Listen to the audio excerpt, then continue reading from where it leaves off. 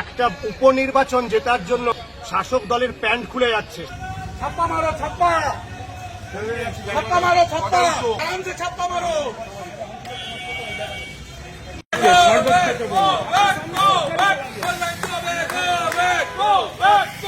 বেলেঘাটা বিধানসভা 36 নম্বর ওয়ার্ডের বেলেঘাটা বিধানসভা 36 নম্বর ওয়ার্ডের কাউন্সিলর নিজে বাইকে করে 100-র বেশি লোককে নিয়ে এখানে 9টা বুথ লুট করলো।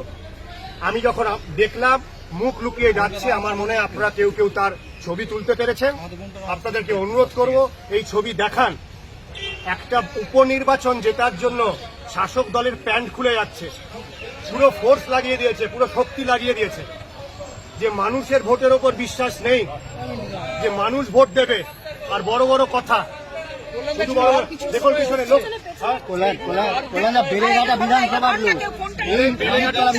বিধানসভার লোক এইখানে সে ভোট দিচ্ছে, তার হাতে কালি লাগানো। তাকে যখন আমি চ্যালেঞ্জ করছি সেখান থেকে পালিয়ে যাচ্ছে বাইকে করে।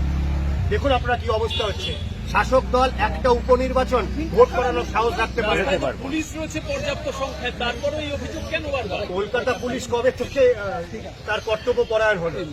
কলকাতা পুলিশ কবে থেকে দায়িত্ব পালন করতে শিখলো? কলকাতা পুলিশ তো হকারদের কাছ থেকে পয়সা তোলে।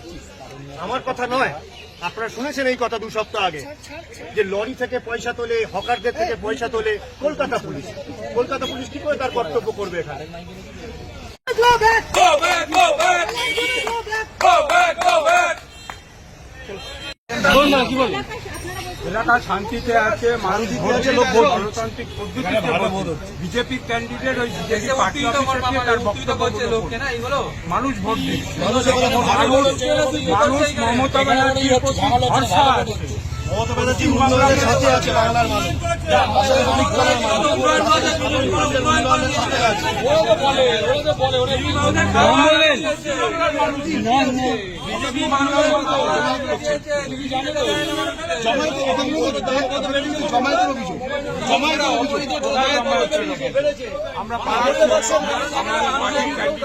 আমরা প্রচারে নেমে এখানে ভোট ভালো হচ্ছে। লোক নেই, বিজেপি পার্টি বিজেপি